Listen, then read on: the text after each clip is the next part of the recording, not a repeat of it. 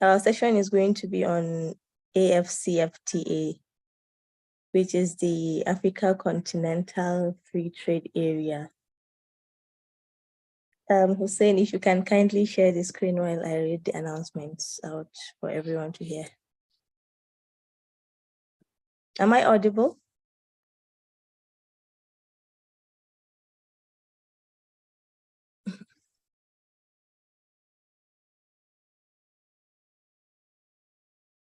Yes, you are.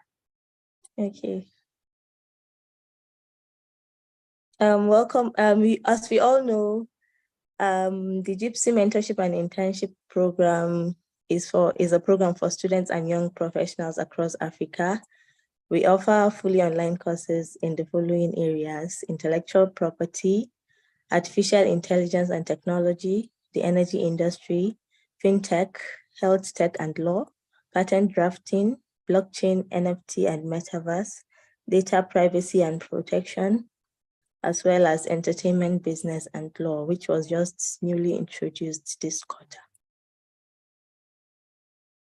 Next slide, please. Besides the regular mentorship sessions that we do once a week, you can have 30 minutes one-on-one mentorship with your favorite JIIPCC mentor. If you have any area that needs to be cleared for you, if you have any concerns, any questions, you can always use this as an opportunity to ask your favorite mentors questions concerning the course you are taking. You can, sorry, Hussein, next slide, or you can expand it. Thank you. You can get hacks, secrets, life lessons, and directions from your favorite mentors. If you're interested in this opportunity, you can always talk to us and we'll hook you up or link you with your favorite mentors. Thank you. Our first mentor for today is Ms. Teniola Tayo. Ms. Teniola is a policy advisor with a focus on trade, investment, regional integration, and development issues in Nigeria and Africa. She has a master's degree in development management from the London School of Economics and a first degree from the University of Ghana. She is the principal advisor at Alonet Advisors with a wealth of experience in her field. She has previously worked as a consultant with organizations such as the Institute for Security Studies, Supply Chain Africa, Africa Policy Research Institute, the United Nations Development Programme, and the Inter-American Development Bank. She has also worked as a senior legislative aide with the Nigerian Senate and a consultant with the Office of the Vice President. She's based in Abuja and is a Chevening Scholar and a fellow of the EU Institute School of Transnational Governance and the London School of Economics Programme for African Leadership. Thank you so much for joining us, Ms. Teniola. Thank you.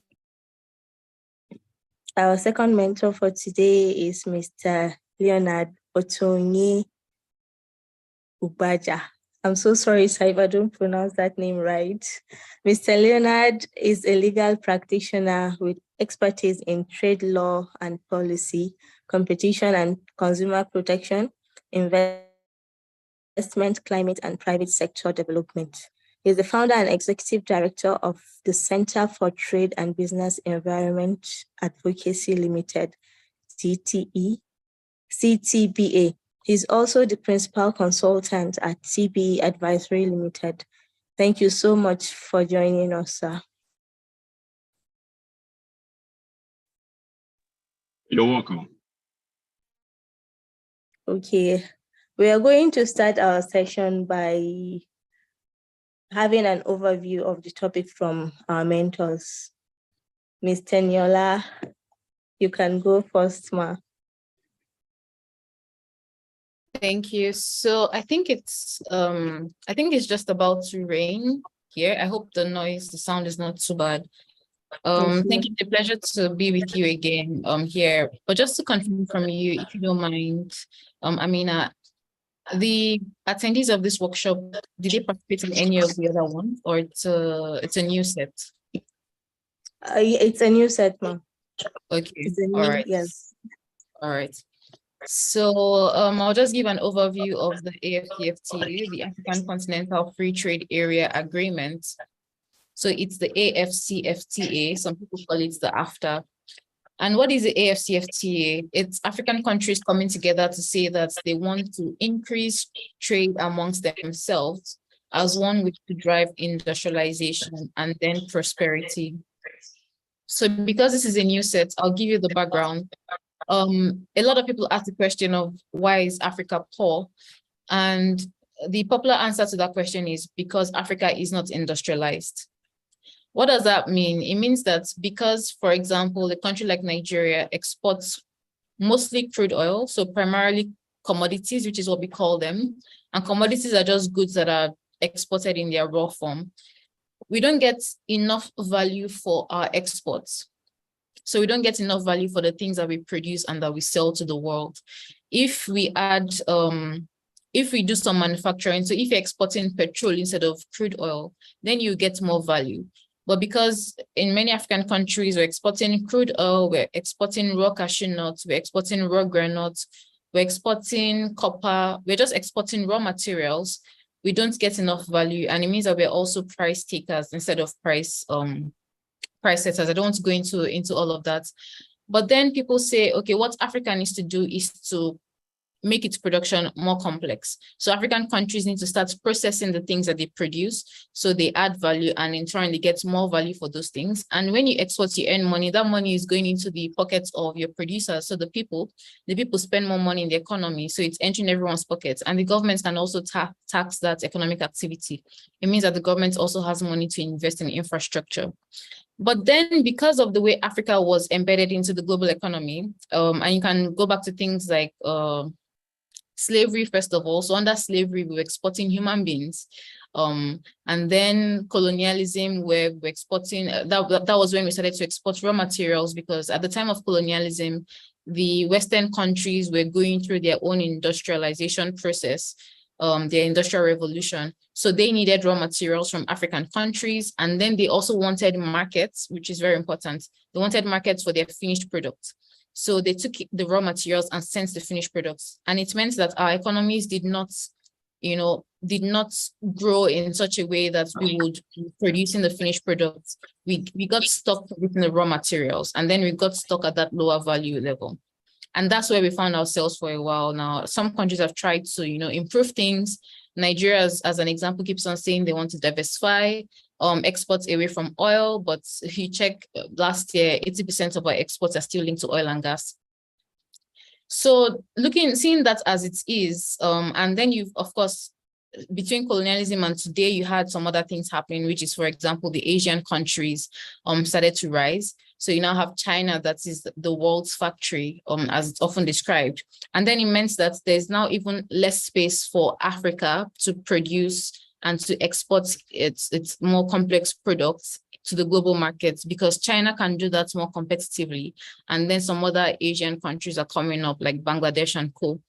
And then the AFCFTA drafters, organizers sat together and said, linking back to the Pan-African vision that was set way back by people like Kwame Nkrumah, and said, okay, since the world is mostly buying commodities from us, perhaps we can buy finished goods from each other. And that's what they found, because when they analyzed the goods that African countries were selling to each other, they had a higher percentage of the higher value goods. So the way you can think about it is, if you think about, for example, raw cashew nuts as a commodity, and then you think about something like maybe cashew butter, packaged like a kind of peanut butter thing, that is a higher value thing because it's been processed, it's been packaged, you just get more for that. So then the AFCFTA came to be, and it's more or less an agreement to increase intra-Africa trade by liberalizing tariffs. So it just means that over a period of time, we'll be reducing the tariffs or the taxes on the trade of goods until at some point, about 97% of those goods will be traded at zero tariffs. So that is the AFCFTA in a nutshell. Trading under the AFCFTA was announced January 2021. But because, as you know, 2021 was just the year after the pandemic. In fact, the AFCFTA was supposed to launch 2020, but it was pushed to 2021 because of COVID. But still, the global economy and African economies were struggling a lot at that time. So what it meant was that, or what it has meant is that it took us some time to actually start trading, even though trading was announced. But then last year, an initiative was announced, which is called the Guided Trade Initiative, where you have at the moment 8 countries trading some goods. So in that sense, you can say that there is some trading under the AFCFTA, and then that initiative is going to be expanded, I think maybe even by next month or next 2 months, to include more countries to trade under the AFCFTA. What else do I think you should know about the AFCFTA? I think it's one of the most remarkable projects that Africa has embarked on at the moment. It's our current chance at changing the African narrative. And since we are in Nigeria and we are Nigerians, it's also Nigeria's opportunity to actually now diversify away from oil exports. Because now you have a single African market where it's over 1 billion people. And then the issue that African countries had faced for a long time, which is that their markets were just too small and not attractive enough for investment, ideally will be ameliorated or will be improved. Now, there are all sorts of other technical things about the AFCFTA. So it's being negotiated in phases, phase 1 and phase 2. There are some protocols involved. There's a protocol for trading goods, trading services. There are things like intellectual property, competition. There's a protocol for women and youth in trade. There's a protocol for investment. So these are just details of the agreement. There's rules of origin negotiations as well under trading goods. And I think that has been progressing pretty well.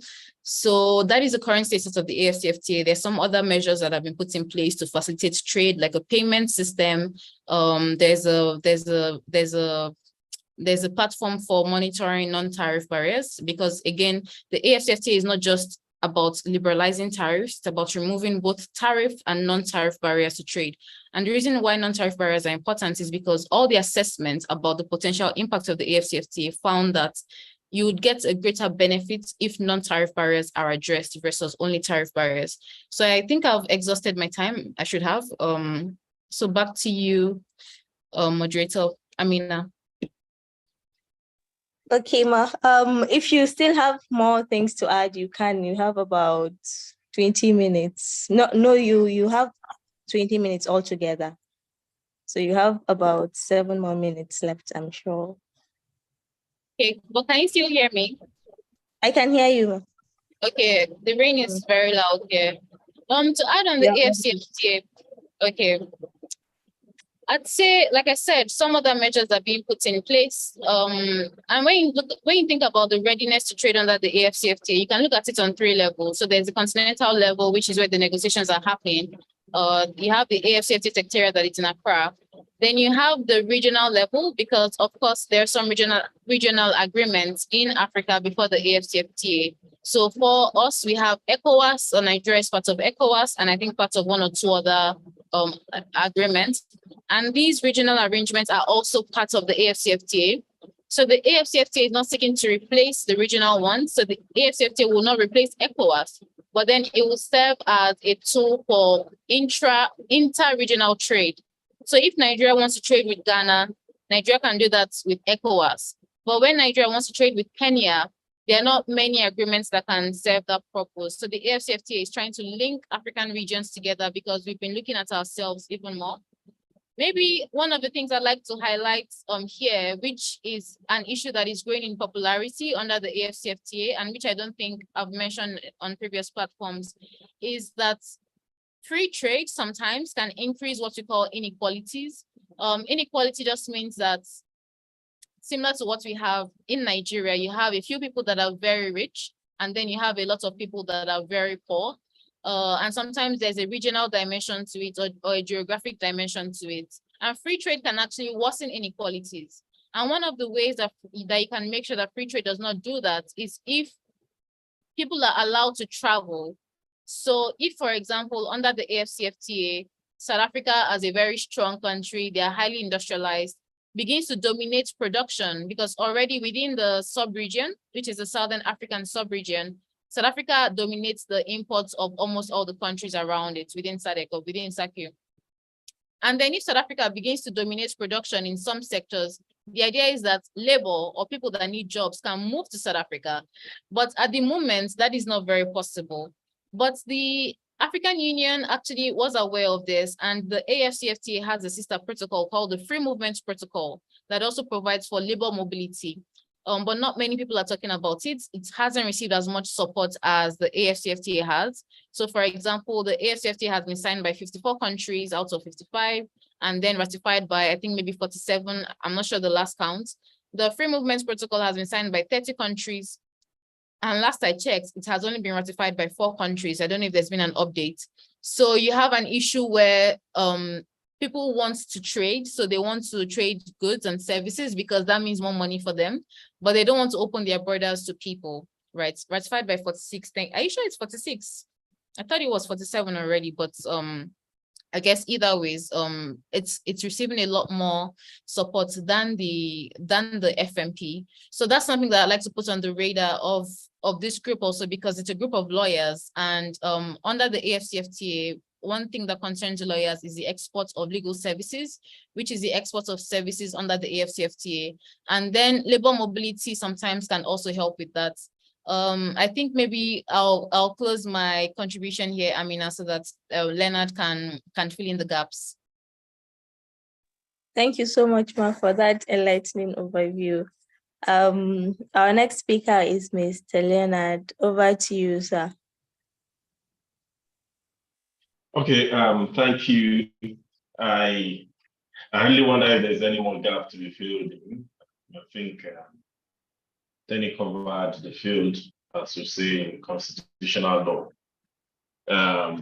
So, I'll just probably just mention a few things about the protocol, intellectual property under the AFCFTA. So you've heard that the AFCFTA has several protocols. The first one, or the first ones to be concluded, were the protocols on trading goods, and followed by protocol on trading services. That was the phase one negotiations. And the phase 2 negotiations have protocol on intellectual property, on competition, and on investment. And then the 2 outstanding protocols still part of phase 2, protocol on digital trade, and protocol on women and youth in trade. So on intellectual property protocol, which I imagine would be of immediate interest to you, is just to say that what has it succeeded in doing? Has it changed anything significantly? I'll say yes, but not as not radically significant as many people would have wanted it to be. So it has added a couple more non-traditional intellectual property rights, like traditional knowledge, now expressly some good emphasis on geographic indication, which has always been there. But especially in terms of traditional knowledge.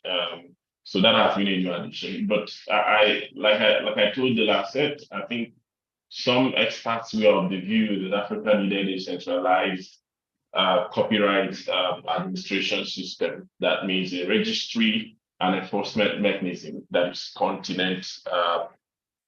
continent-wide. Unfortunately, the AFCFTA didn't achieve that. It left that possibility open of establishing an intellectual property office at a continental level. But right now, the regional systems you have under ARIPO and ORP remain as regional systems. And of course, we know, apart from the fact that the memberships are not all African countries belong to that. So to that extent, you could say that the AFCFTA not being able to fill the gap of harmonizing and creating a continent-wide intellectual property administration mechanism is a missed opportunity. But the language of the protocol leaves that open. So there's a possibility of further negotiations along the line of establishing a centralized administrative system in the form of an AFCFTA intellectual property office, just the way they've established the investment promotion, the African investment promotion and protection. I can't remember the correct, the complete, but an investment promotion and coordination agency at the continental level, as well as a competition authority at the continental level. Those are some of the features of the other protocols on investment and competition, respectively. But there's no equivalent provision in the investment in the protocol for intellectual property rights. So that's where we are.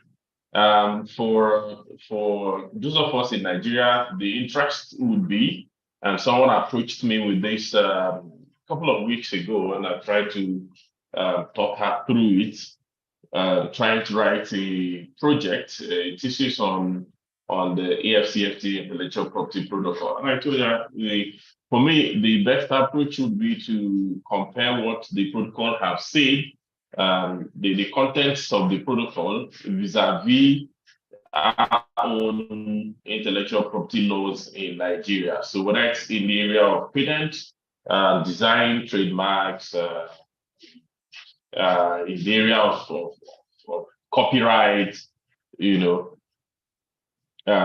are the traditional rights, really, we have them well covered in Nigeria. But what of trade secrets, sort of traditional knowledge, sort of, so maybe it would be interesting if you guys could look at what is covered under the AFCFTA intellectual property protocol that is not covered under the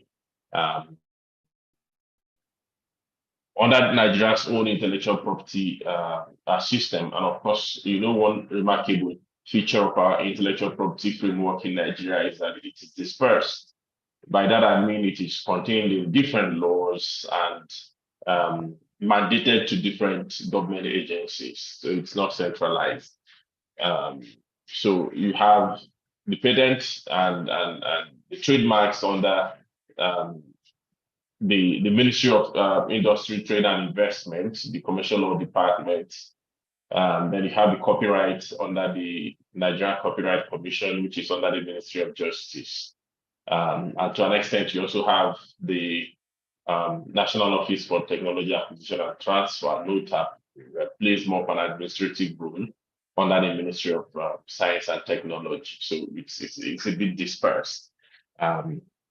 And you also have issues relating to plant and animal breeders' rights, residents.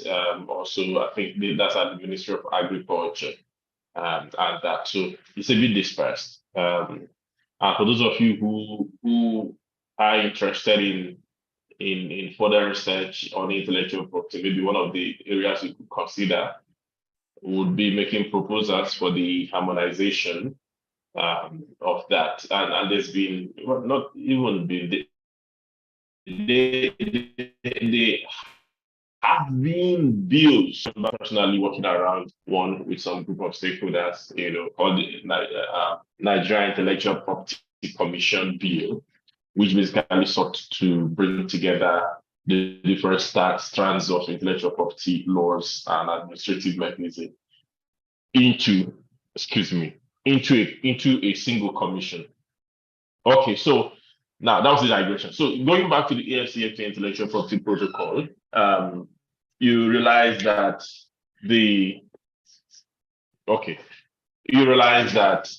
so it has introduced new or recognized new rights that are not traditional.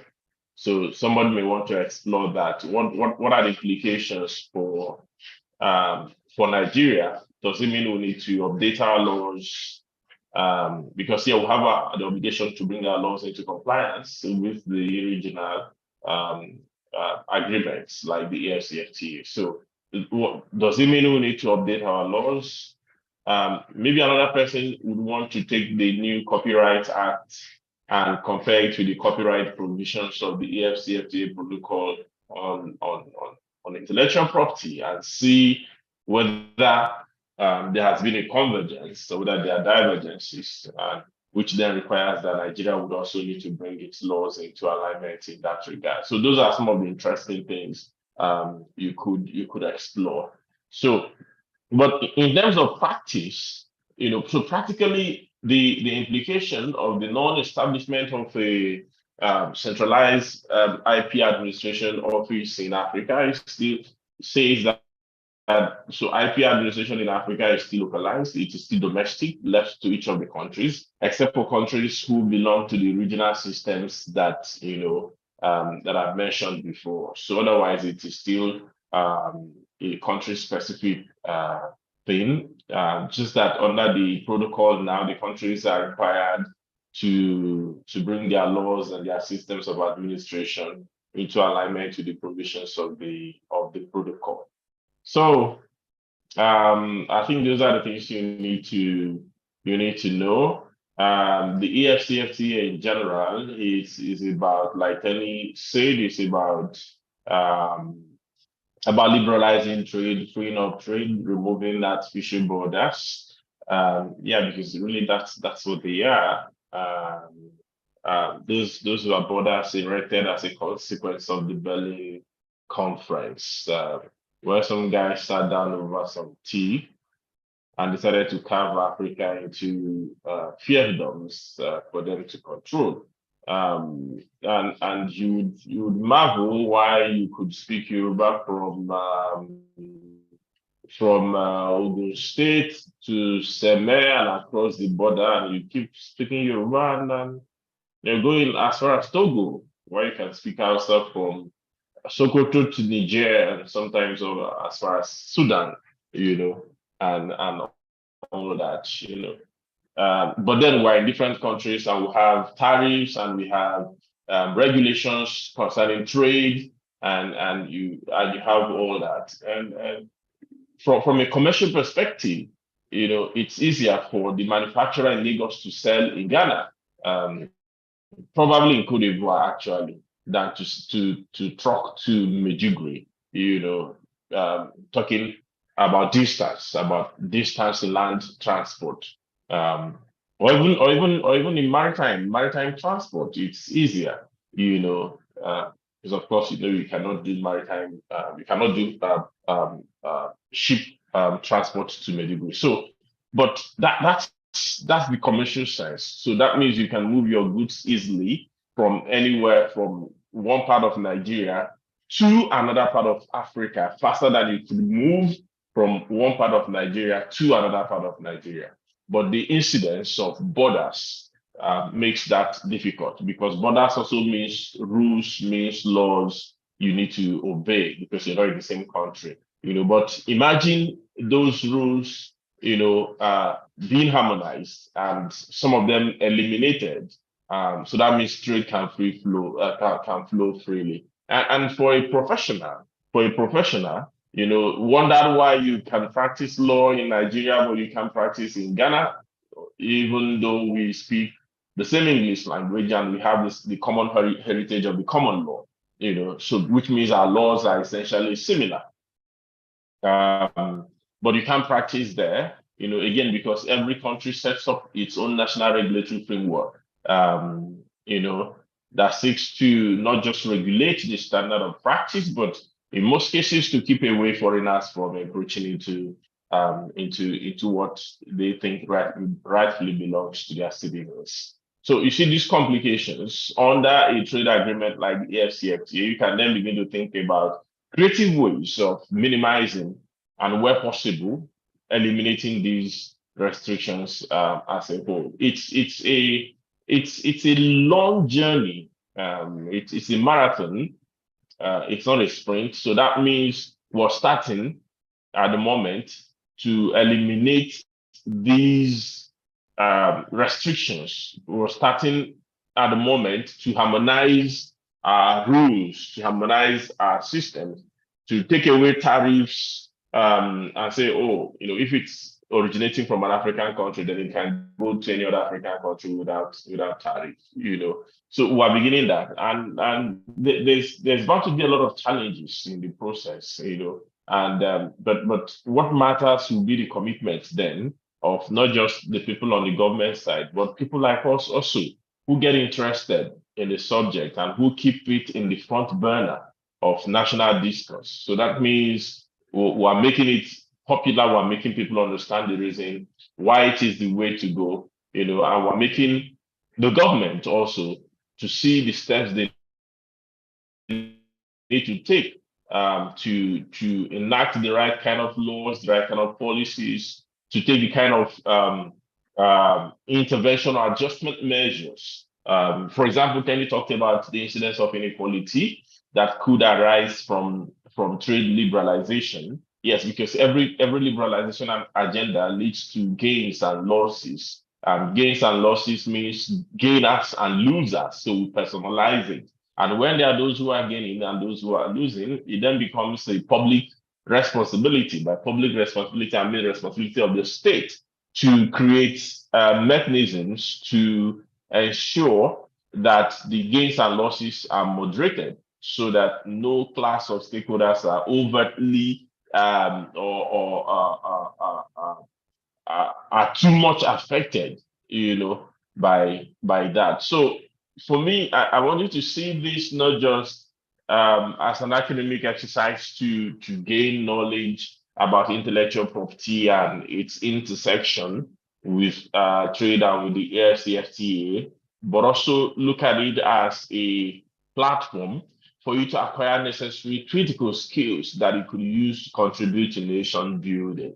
And that's why you need to have a rounded view of what this is all about and what the implications are for you as a lawyer. I also want to throw the challenge to you that the AFCFTA and trade liberalization and African integration as a whole also puts the creates a need. Put it that way. It creates a need. The need it creates is the need for expertise for people to drive these processes. So, for example, people would work at the Secretariat of the AFCFTA to address the issues. People will work at the national level, for example, in Nigeria, from the level side of the government, from the side of the private sector, and what we need in those places are skilled manpower. So we need people who are experts on these issues, and you can begin to position yourself to be an expert,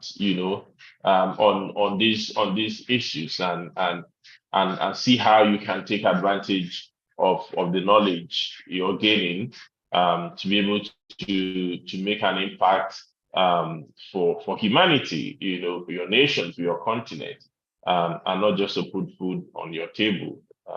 I know that is important also. So I think I'll just stop here. I'll just stop here and then wait to respond to questions as they arise. I've seen a few questions sent already by Amina, but we'll see whatever questions we could get and respond to as we proceed. Thank you. On that note. Thank you so much, sir, for a wonderful talk. We'll be taking presentation from our mentees. But before that, I would like to appeal to our mentees to please turn on our cameras. This is the last class for this quarter, and we hardly know the faces of most of our mentees. So if you can if you're comfortable enough to leave your camera on, that would be great. Thank you so much. If our presenters are ready, thank you so much. If our presenters are ready, you can start your presentation now. Thank you so much for your cooperation and understanding. Our presenter should please go ahead with the presentation.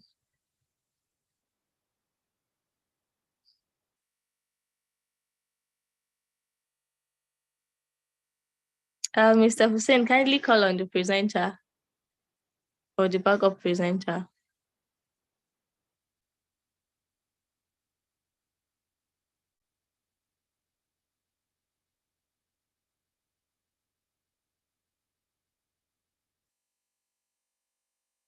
Sorry, let me just. Okay.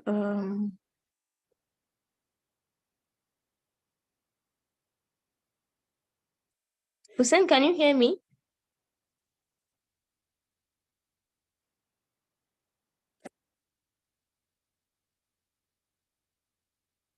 Please, the members of the group should step up if there's no presenter available. If the presenter is not available.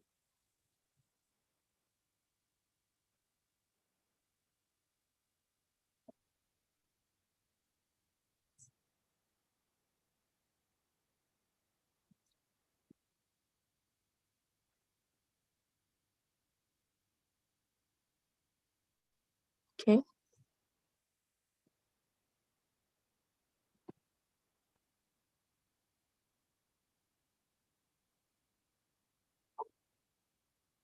Our presenter is supposed to be name is not, is it Toby Chuku? Toby Chuku, is Toby Chuku around, please?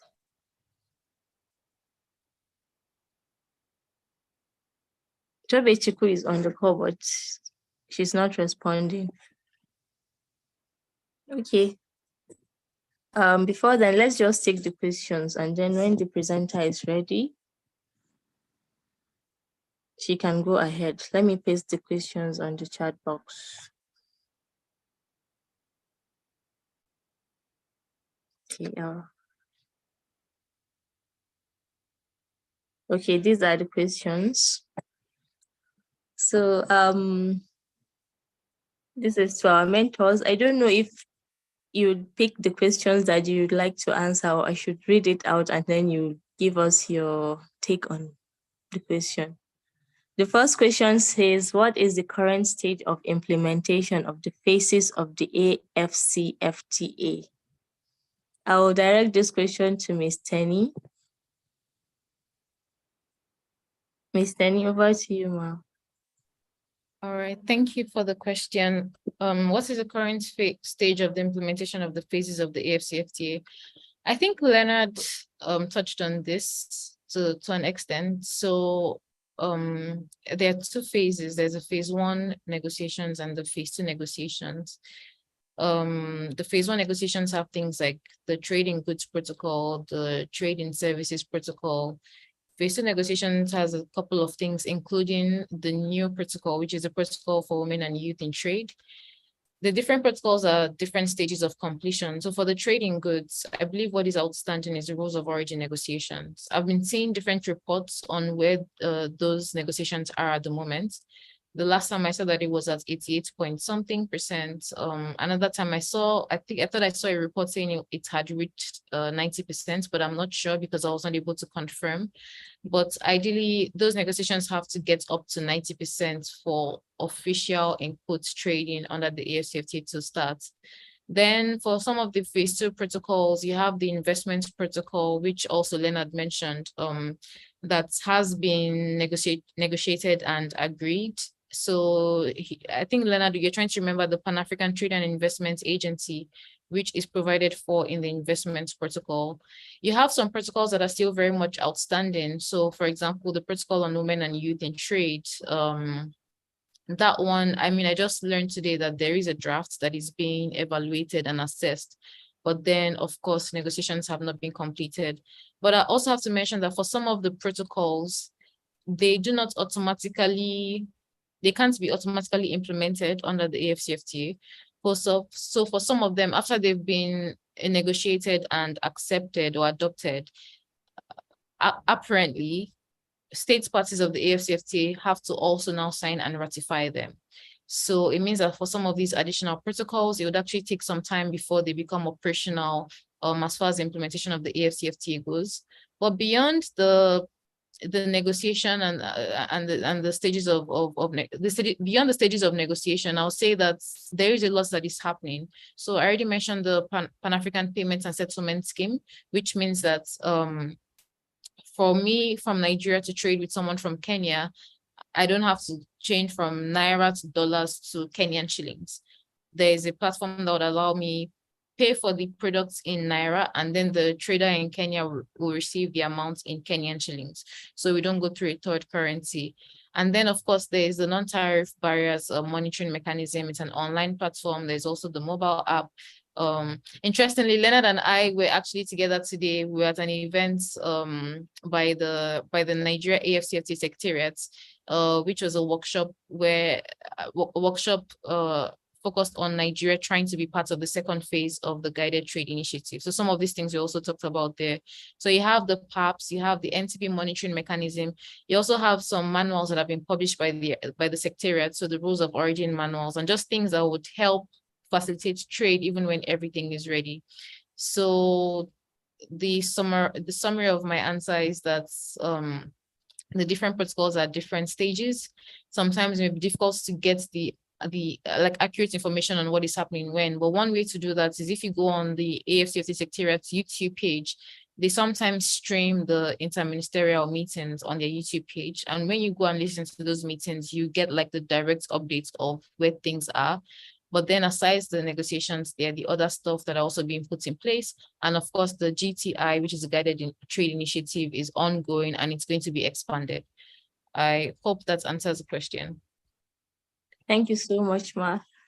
I will direct the second question to Mr. Leonard. It says the current ECOWAS issue will affect borders and implementation on certain levels. Please throw more light. So sorry, Amina. I have a follow-up question that's very related to that. Not that I have a financial transaction I want to do with Kenya, right? So we've started that transaction. An app was given to me to use for that transaction. It has not pulled through. So I heard the mentor mentioning that there are various platforms that can be used.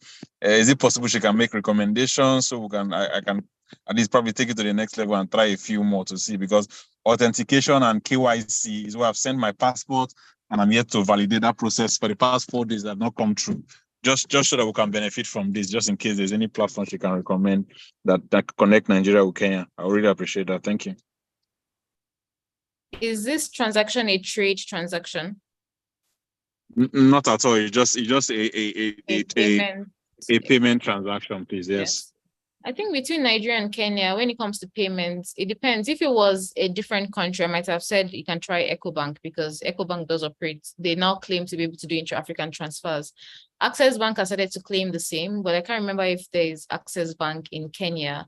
I know that some of the fintechs do some Nigeria-Kenya transactions where you can even move money from Naira to M-Pesa. Yeah, I don't know if you're aware of M-Pesa, which is the Kenyan mobile money, and which sometimes is more flexible than actually sending to a Kenyan account. Have you tried to go through M-Pesa at all? Not at all. I know M-Pesa very, very well. I did an MBA, an African MBA, so I know about how the platform has evolved. Or maybe I should try and register if you will give a Nigerian access, but I really doubt that. But thanks for the input. I appreciate it. Yes, try. So I think there's a fintech, I can't remember which particular one, that is able to do Naira to M-Pesa transactions. So you can maybe when you're doing your search, you can add that to the keywords. But if I stumble on it, I can share it with the team here and then they can forward to you. Excellent. I appreciate that so much. Thank you. Thank you for the interruption. I appreciate it. Thank you so much, Ma. Mr. Leonard, should I take the question again or? Okay, the current ECOWAS issue will affect borders and implementation on certain levels. Please throw more light on it.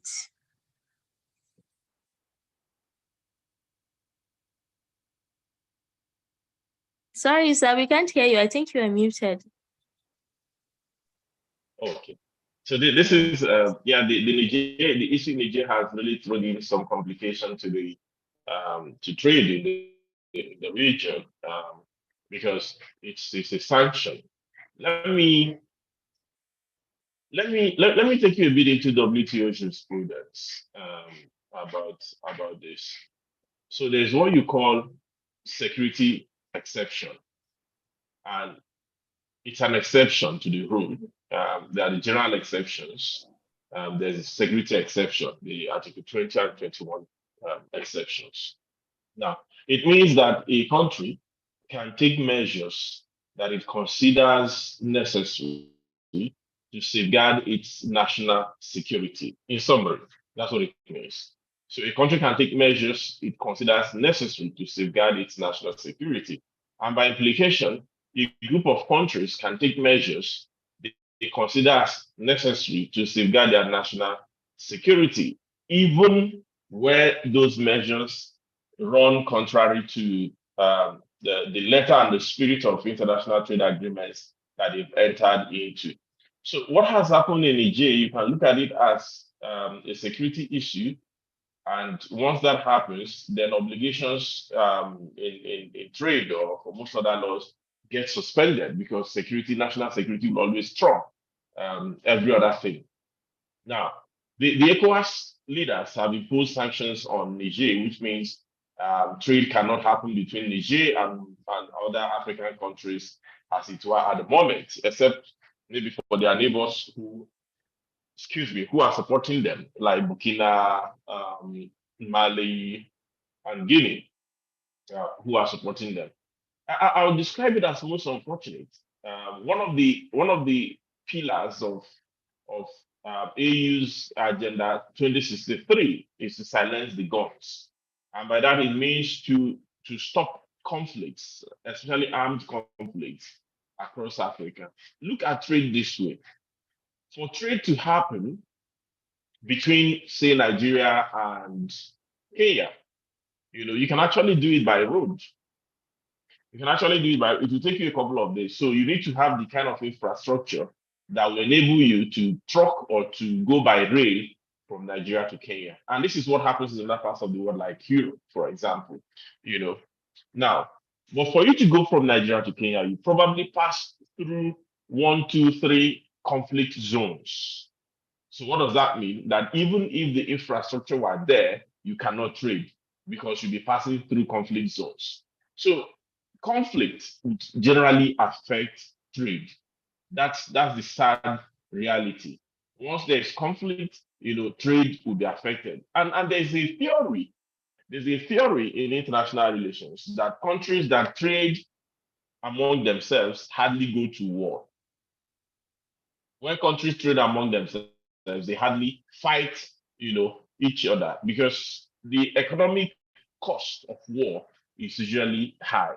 So the Niger incident is quite unfortunate because when you're negotiating a trade agreement like AFCFTA, you don't factor in a military coup or the possibility that other countries to take up arms if that eventually happens against another country to restore democratic governance. Yes, so in clear terms, the answer is yes. It's going to affect trade. In fact, it is affecting trade. So if you go to the borders in northern Nigeria or the borders in northern Togo, Benin, you will see lineup of trucks up to Ghana. You see lineup of trucks that should be going into or coming out of Niger Republic. Unfortunately, some of these trucks are conveying perishable goods like onion. So what are you going to have? So for the goods that supply from these other countries, scarcity. But if they are goods that or that even pass through Niger to get to other countries of West Africa, you also have scarcity of those goods. So yeah, it's affecting trade, unfortunately, and that's why we hope it gets resolved as quickly as possible. Thank you. Thank you so much, sir. Our presenters, if you're ready, now is the best time to start. I'll call on Cynthia. You're supposed to be the presenter. So you can start now.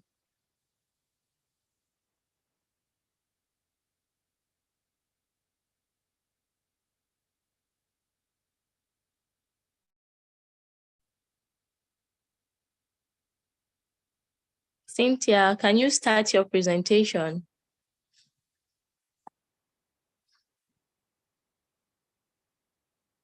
Agbo Cynthia Chisom, we are calling on you to please start your presentation.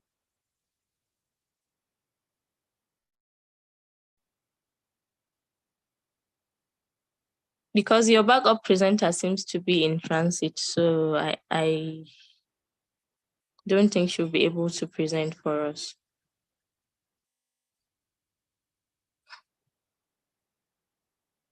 Okay, we'll keep taking more questions. We have one more question on the chat box from Glory. Our question is, how can the private sector and civil society contribute to the success of the AFCFTA? I'll be directing this question to Ms. Tenny. Thank you. Thank you, Amina. So the private sector and the civil society. First of all, the AFCFTA is even more about the private sector, because remember that the AFCFTA is about African countries trading with each other. But if you think about it, Tinubu is not going to go and sell something to Akufo-Addo. So it's not the governments that are trading, it's the actual private sector. So it's firms, right? So whether they are large firms or whether they are medium-sized firms or small firms, they are the ones that are actually trading. So they're very important in the agreement, and I think more and more the role that the private sector ought to play, even in the negotiations, has been recognized, and their participation is being elevated. But your question in terms of how they can contribute to the success, one recommendation that I've shared on other platforms is that, again, the AFCFTA is us trying something out, seeing how it works, and then fixing the issues as it goes. So, for example, we said that the GTI, which is the current trading arrangement under the AFCFTA, was launched last year, October. And some countries have tried to trade amongst each other. So to import and export, Kenya sends tea to Ghana. I think Cameroon sent something to Kenya. So there have been some trading transactions happening. And since these transactions are happening with private sector stakeholders, and since the GTI is also intended to identify some of the issues that the AFCFTA might have, so that those issues can be addressed before the main, in quotes, AFCFTA is launched, then the private sector guys have to be feeding that information to the implementers. So you can think about it this way, that if you're a private sector player and then you try to trade under the AFCFTA, just like now, one of the attendees here mentioned that they're trying to make a payment, even though this was not trade related. But then that information is very crucial to governments, to the continental stakeholders, so that they can tweak and adjust the agreements and the way it's been implemented. So that's one big thing that the private sector can contribute. It can contribute information that will help strengthen the agreements and help fix issues. The other thing is something that has been mentioned also in this meeting, which is about infrastructure, transport and logistics. Sometimes when we think about infrastructure, we think about it only from the government side of things, but it's also something that the private sector can participate in. So investment in infrastructure, investment in logistics firms. So at the moment, if you want to send something from Nigeria to Kenya, who are the people that can deliver that service and deliver it in a competitive way? So we need private sector solutions for things like that. So really to start to connect the African markets, whether through e-commerce platforms, whether through actual hard infrastructure, of course, soft infrastructure is there, whether it's even through payments, because yes, you have the PAPs, but it doesn't mean that there won't be other services that would seek to also fill that gap. The second part of the question is about civil society. So civil society, they're also very, very important. Because civil society, one of their main responsibilities is to apply pressure on governments to do the right thing, but also to a lesser extent, to carry along on people with some of these things. So we just spoke about Niger and the crisis within ECOWAS. And of course, some of these decisions are taken, unilaterally by the heads of states, right? So when the heads of states, in terms of the heads of states under ECOWAS, decided to impose some of these sanctions, they decided to do that by themselves. But ideally, such things should go through some sort of consultative process with stakeholders like civil society to check and see, okay, if we go about this, what may be some of the risks? Are there better ways to go about this? And then civil society can be that moderating lever on government actions. And the reason why I mention this is because the AFCFTA, or I'd say the African Union in general, relies a lot on the interest and the political will of heads of states. So I mentioned that the FMP has only been ratified by 4 countries, and nothing is happening. Why? Because a head of states, and by heads of states I just mean president or whatever, has to decide that they want to take it seriously and then push things forward. But because there is no connection, there's not enough connections with civil society, there is no local group, there's no national group that can apply pressure on that head of state and say, we want you guys to move on this thing, you know, and just even using the public to place that demand on the head of state. So it's the missing link between some continental agreements and initiatives and then domestic implementation.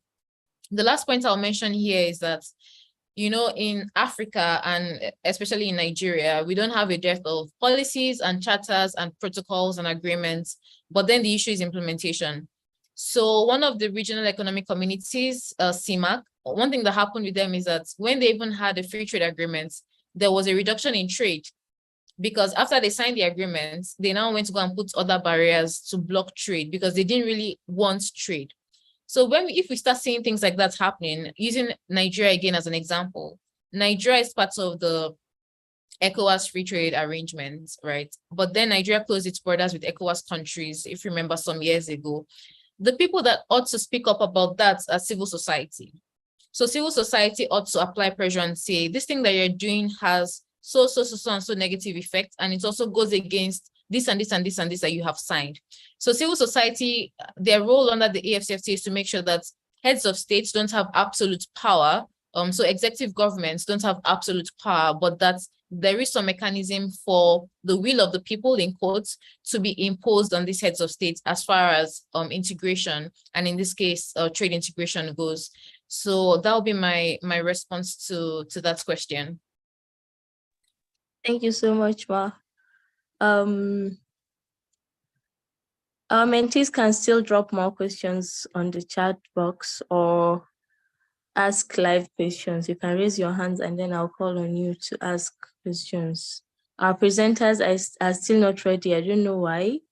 So I would like to use this opportunity to take pictures for our social media. Kindly turn on your cameras, please. So we'll take a screenshot. Thank you so much. Mr. Hussein, can you do the honors, please?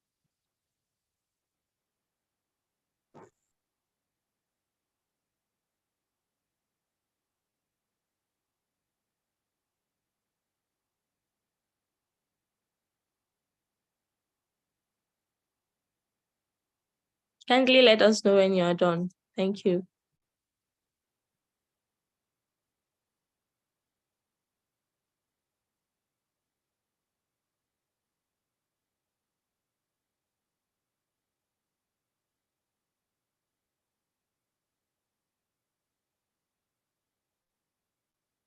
Hussein, you are muted. We can't hear you.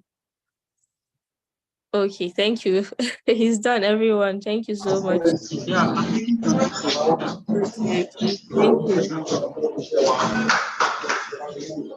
Okay, we still have more questions. Glory, it says, are there strategies put in place to ensure that trade benefits are inclusive and reach marginalized communities in member countries? I'll be directing this question to Mr. Leonard. Mr. Leonard, over to you. Should have directed that to Penny. She's there. Please, I think you should take that if you don't mind. Okay, Ms. Penny, over to you. Leonard, you're saying I'm the inequality person. You're the development economist. Come on. Yeah, development side. Yeah. Well, it's a very important question. And you can look at it from a couple of different lenses. So we mentioned how under the free trade agreements already, the different countries have different powers in quotes. So they have different capabilities.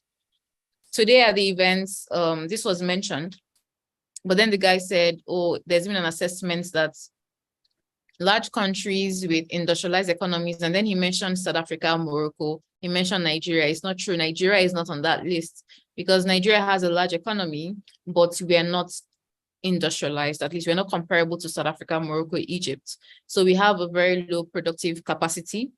And that just means our ability to produce manufactured goods is low for many reasons. We don't even have power. So you already have unevenness among the countries that are state parties to the agreement. So that's the first level. The second level is that within countries, you also have inequalities. So you have, it could be income inequalities where, like I mentioned, some people are very rich, a lot of people are very poor. Or it could even be geographical inequalities where you have like a rural-urban divide. So some areas that are urban are richer, and research shows that urban areas are more likely to be embedded in trade value chains. So when there's a free trade agreement, they are the ones that usually benefit more versus rural areas that are a bit more removed. And there's another dimension to the urban-rural divide because don't forget that one of the objectives of the AFCFTA is to drive industrialization. So it means that instead of exporting, like I said, raw cashew nuts, we want to export cashew butter that is well packaged and that can be in the supermarkets in the US as one example. And sometimes the process of doing that can mean that the rural areas that are sometimes more agrarian, they get pushed back. So in the process of an economy modernizing, sometimes the rural areas get left behind. And this happened in different ways in the US and even in the UK.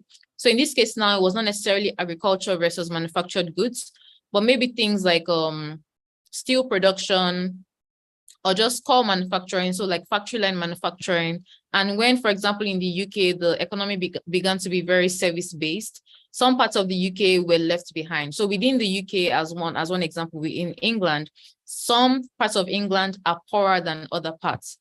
The other elements of marginalization within trade is, so I've mentioned between countries, within countries. I've also mentioned between people. Then the last one is between firms, because we mentioned that there are large firms, there are medium firms, there are small firms, and these firms have different capacities to trade. Trading can be very expensive, right? It's the transaction cost of trade can be very expensive. So logically, if you have a higher volume of goods to trade, then the cost is lower for you because you can accommodate the cost. But if you're trading a low volume of goods, then the cost is higher. So a friend of mine just did a study at the Ghanaian border, and they found that for SMEs, that the small guys, trying to maybe move like a very small volume of rice across the border, the duties that was applied was more than 60%, more than 50% of the cost of the goods in the first place. So the transaction cost of trading for smaller guys is quite high. So it means the bigger guys like Dangote are better able to trade. So these are the different elements of inequalities. And there is the final one, which is a bit different, which is about gender. And I think I'd like to mention it here because there's a whole body of research about gender, like trade and gender, and the effects that trade can have on gender dynamics within countries. So how do women trade? How does trade lead to the marginalization of women and of course of young people? Now to answer the question, I mean, sorry for the long background. Your question is, are there strategies put in place to ensure that the benefits of trade are inclusive and reach marginalized communities? So what the AFCFTA has tried to do is to phase the process of liberalization. So it means that the more developed countries in Africa will remove their tariffs faster than the less developed countries, because over 30 LDCs, that's the less developed countries, are in Africa. And then there's even another third group, I think they call it group of 6 or group of 8, that even have more time to liberalize. That's one thing that they've done. So the phased approach. The second thing that they've done is they've created this adjustments fund. And I think at the moment they say it's $1 billion. It's managed by the Africa Export-Import Bank. And the idea is that that fund is supposed to be used to help, to be used to bridge the gaps between, for example, firms and even for countries to help them adjust to the AFCFTA. But the question now is that enough? So there's some other things that are a bit more technical, because you have the issues of regional value chains, because that's one way you can connect, for example, rural areas to urban areas under trade. So you have, regional value chains, and you have local value chains. So local to regional to global. And of course, you have regional value chains that connect small countries to big countries.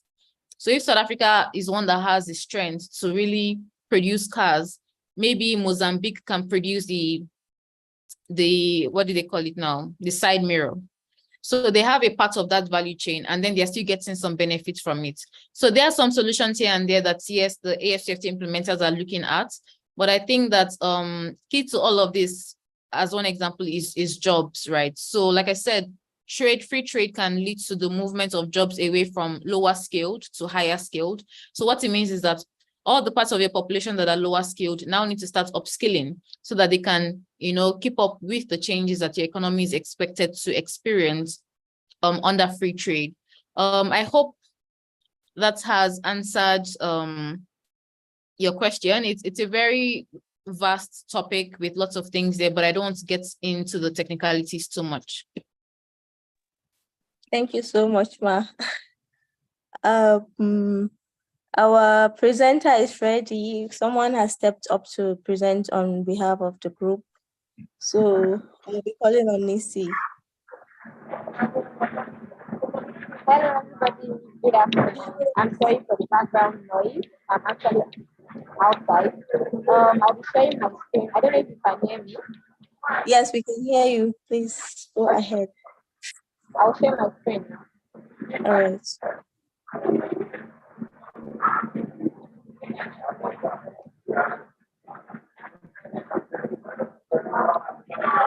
Okay. Can everybody see the screen? Yes, we can see your screen. Our topic is AFCFTA and IT in Nigeria. And for this presentation, I'll be talking about the overview.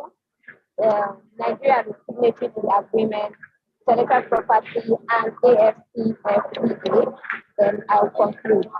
Very firstly, an overview of AFCFTA, what it actually stands for, as we all know, African Continental Free Trade Area.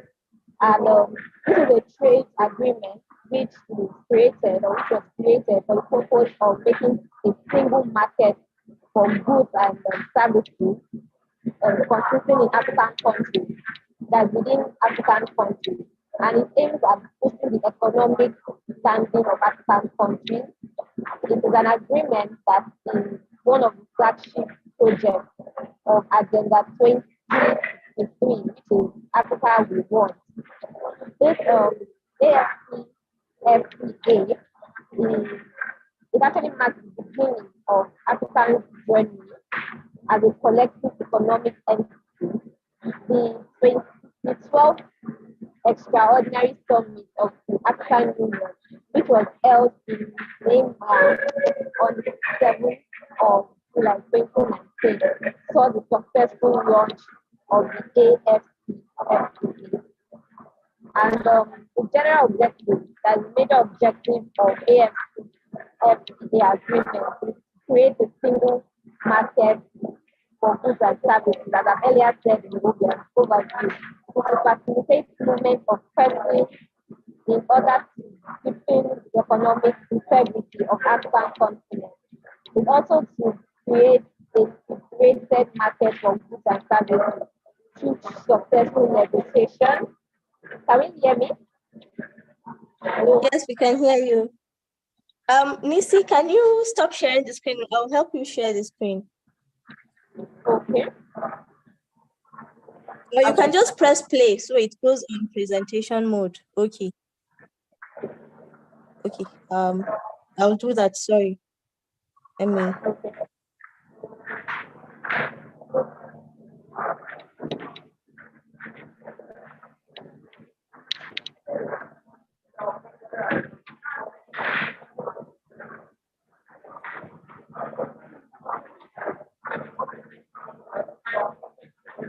Okay, I believe you were here, right? Yes, exactly. Okay, and also the agreement is laid the foundation for the establishment of the continental custom union at a larger stage, at a later stage. It promoted and attained sustainable and inclusive social economic development, gender equality, and structural transformation in the state party. Also, it enhanced the competitiveness of the economic of state parties within the continent and the global market. It promotes industrial development through diversity and regional value chain development. It also resolves the challenge of multiple and overlapping membership and exceedance the regional and continental service integration process. Please, can I get the next slide? The AFCFTA agreement covers the protocol and their annexes. The implementation of the agreement comprises of the phase one, which has different phases. So the phase one is the trade in goods. From the trade in goods, it goes to the trade in service. Phase one has the trade in goods, trade in service, dispute settlement mechanism. And then it goes to phase two. What the phase two comprises of is actually investment, intellectual property rights, the competition policy, the digital trade, women and youth in trade. So what it does is the agreement actually divides or like they put the trade, the group state, it groups makes a group, the phase one and the phase two. The phase one actually deals with the goods and the services of the trade, or the goods and the services of the trade, and if there's any dispute resolution that needs to be settled.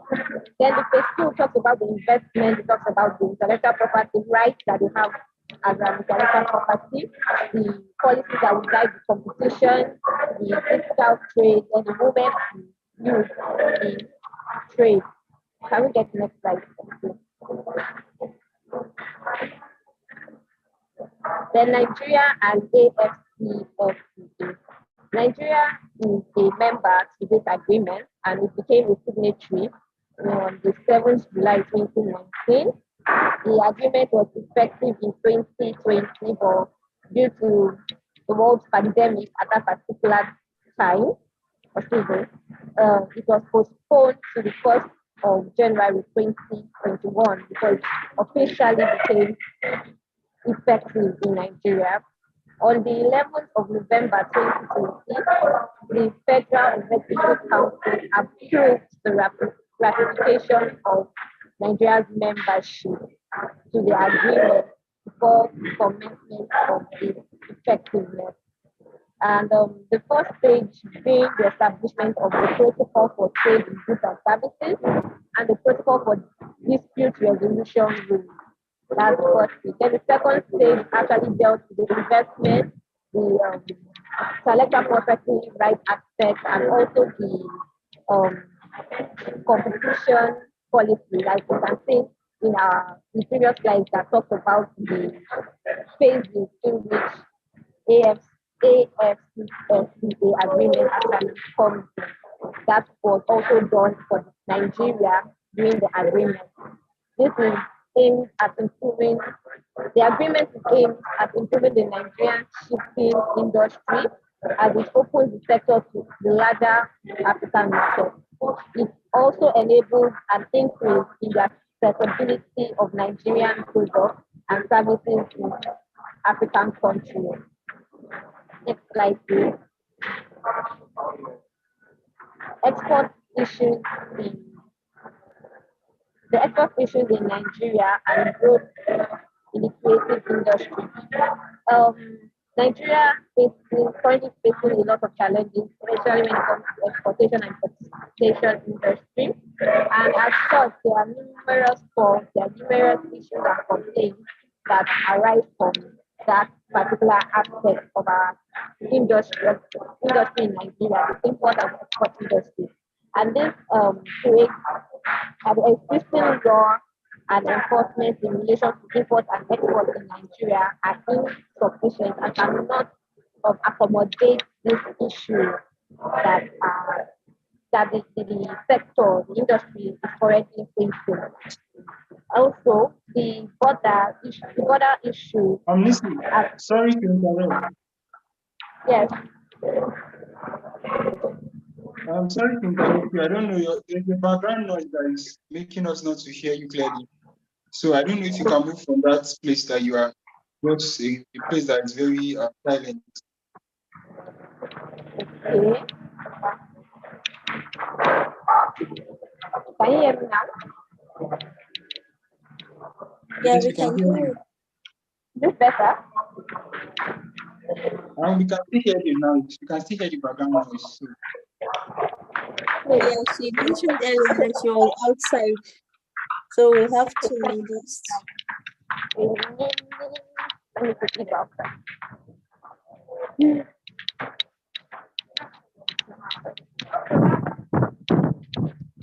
Okay, what about now? Is it better?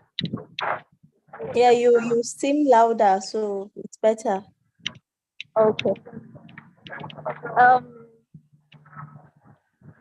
I was talking on the export issues in Nigeria, and the growth in creative industry. Another issue is the exchange rate. As we all know, currently in Nigeria, our exchange rate is quite large, to say the least. And due to the lack of production and more of importation, the value of the naira is dangerously depreciating. And as such, this increases the cost of importation and exportation. So can I get the next slide?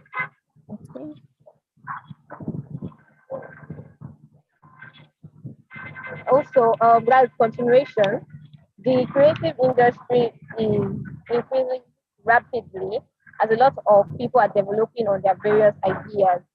And AFCFTA being a platform for the trade of service as well may face the following challenges in relation to the travel industry, which is lack of awareness.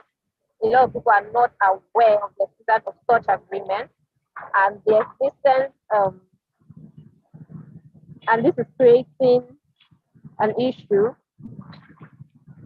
The existing concept of Western products being better than the native product. Most people believe that once the product is made in Nigeria, can never or cannot be as good as the foreign one. This is also affecting the agreement because we don't actually support or majorly support what is created in Nigeria. And also especially in the filmmaking industry, like Nollywood, the popularity is not wide range as that of the American movies. Most people believe that Nigerian movies are not interesting enough or are not well educated enough, and they prefer to watch American movies than focus mainly on Nigerian movies. So can I get the next slide? Nigeria's IP law and the IP protocol under the AFCFTA. The Intellectual Property Protocol is an important aspect of AFCFTA because it aims to establish a framework for protecting and enforcing intellectual property rights across African countries. It also encourages creativity, innovation in various industries, thereby fostering economic growth and development within the agreement. The Nigeria IP law are established to protect laws relating to IP use in Nigeria. The purpose of the two are similar, although one covers a much larger scope than the other. The interaction of both laws of vote loss properly would foster growth of creativity and innovation, because people would be well assured that their work, be it copyright, be it patent, trademark, or the likes, would definitely be protected. And in conclusion, the AFCFTA is a stellar idea with proper consultation, operation, and also education, if I may add, and awareness. This agreement can get Africa out of the economic inadequacy. Thank you very much, and this is where I'll be concluding. Thank you so much for stepping in on behalf of the group members. I'll be calling on our mentors to give us the sense on the presentation.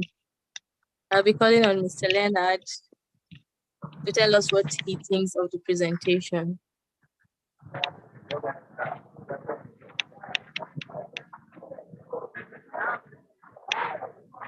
Okay. I think it was a pretty good presentation. Covered pretty much everything that needs to be covered. So yeah, it was a good attempt. It was a good effort at capturing the essential elements of the AFCFTA, and I really don't have anything to add to it. Yeah. Thank you, sir. Ms. Tenny, over to you, ma. What do you think of their presentation? Anything to add or remove or adjust? Thank you. I enjoyed the presentation. I liked the rationale that showed that Nigeria's challenges with exports. So really, with trading across borders is also leading to a little bit of a focus on the creative sector. And that is sort of like an ongoing conversation within the Nigerian government, even people within government. I remember talking to them, even the last government, and they were saying that for the AFCFTA, they are seeing it very much as a trading services thing for Nigeria. Of course, trading goods is there, but Nigeria is more competitive with services. Our creative sector, of course, also the financial sector. These are all services that we can export. Even talent, Nigerian talent is also now being exported even across the world. So I like that focus, and it links it back to the mandate of this group, intellectual property. So I like that you found that gap. Thank you for the presentation. Thank you so much, ma. I would like to use this opportunity to appreciate our mentors for always creating time out of their very busy schedules to give us such a wonderful presentation and give us points to take. Thank you so much, Madam and Sir. To our presenter, thank you so much for stepping up to present on behalf of the group. And the group did a wonderful job putting the presentation together. I don't know if thank you, Lucy. I don't know if my co-moderator has something to add. Hussein, do you have any closing remarks? Yeah, I think I have something to say. Can you hear me? Yes, we can hear you. Okay, I can hear you. Once again, thank you very much, Ms. Tenny and Mr. Leonard, for always honoring our call and coming here on different sessions on the same topic to share your very experienced knowledge on the topic to our mentees. Thank you very much once again. Thank you very much, Amina, for moderating so wonderfully today. At a point, I was thinking we won't be having a presenter for today, but thank you very much, Nisi, for stepping up on behalf of your group. That was very good. I'm thinking that some of the mentees on the group were scared to present because they didn't do a group work. So I think just few people from the groups were the one that cooperated to make that PowerPoint presentation.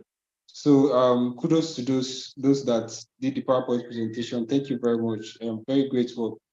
So I'll be making a few announcements. The closing ceremony is tomorrow. I'm also inviting Mr. Leonard and Ms. Tenny.